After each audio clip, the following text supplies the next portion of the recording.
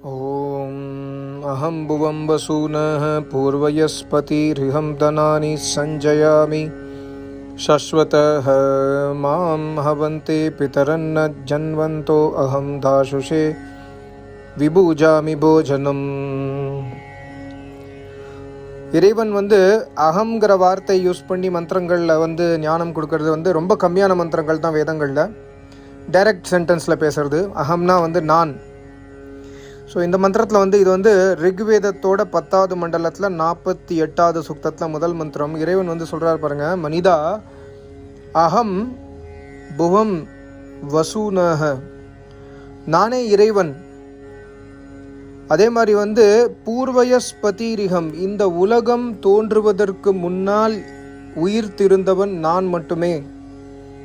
அதாவது இறைவன் உலகத்திற்கு முன்னால் இருந்ததால் தான் இந்த உலகத்தை இறைவன் படைக்க முடிஞ்சது. எங்க குருநாதர் அடிக்கடி சொல்றாரு, இந்த உலகம் எந்த ஒரு பொருளும் உலகத்துல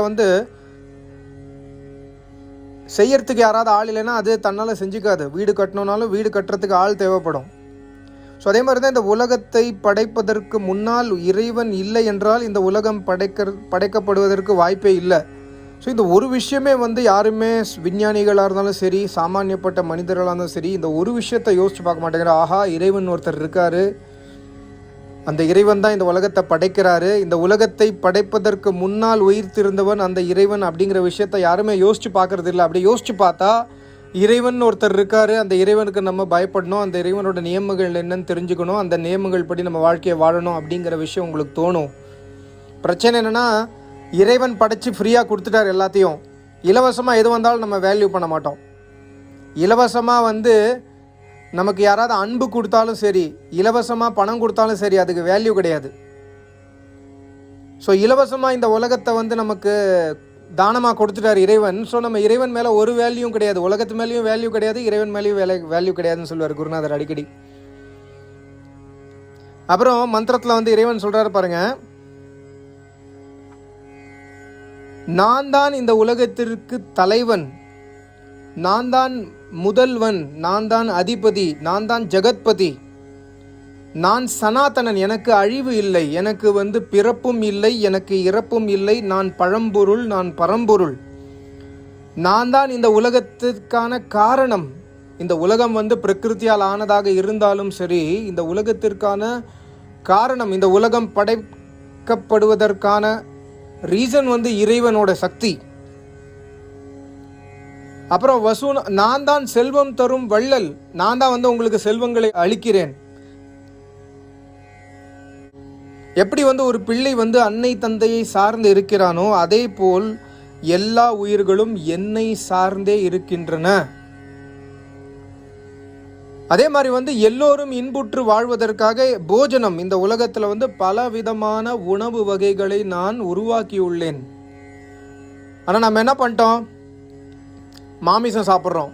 இறைவன் மனிதனுக்காக மாமிசத்தை, அதாவது மாமிச உணவு மனிதன் உண்ணக்கூடாதுன்னு இறைவன் சொல்கிறார் வேதங்களில். நம்ம என்ன பண்ணுறோம், மாமிச உணவு சாப்பிட்றோம். நம்ம என்ன பண்ணுறோம், தண்ணி அடிக்கிறோம். நம்ம என்ன பண்ணுறோம், பீடா போடுறோம். நம்ம என்ன பண்ணுறோம், பீடி குடிக்கிறோம், சிகரெட் குடிக்கிறோம்.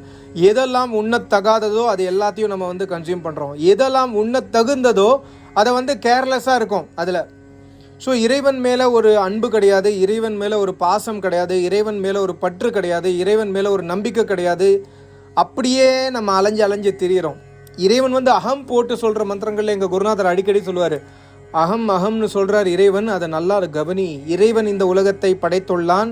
அவன் நமது தந்தையை போன்றவன், தாய் தந்தை போன்றவன். அவன் நமக்கு எல்லாத்தையும் இலவசமாக கொடுத்துருக்கான்னா அப்போ எப்படிப்பட்ட ஒரு தானி, எப்படிப்பட்ட ஒரு ஞானி அவன்.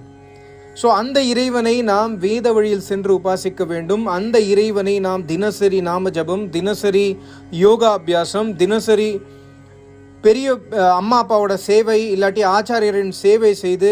ஏன்னா ஆச்சாரியரின் சேவை இறைவன் சொல்கிறார் வேதங்களில், குருநாதருக்கு செய்யும் சேவை நீ எனக்கு செய்யும் சேவை. ஏன்னா நீ எனக்கு சாப்பாடு போட முடியாது, நீ எனக்கு துணிமணி கொடுக்க முடியாது, நீ எனக்கு எதுவுமே பண்ண முடியாது. இந்த விஷயத்தை நீ அன்னை தந்தை குரு ஆச்சாரியருக்கு கொடுத்தேன்னா அது என்னை அடைகின்றது அப்படின்னு சொல்கிறார் வேதங்களில்.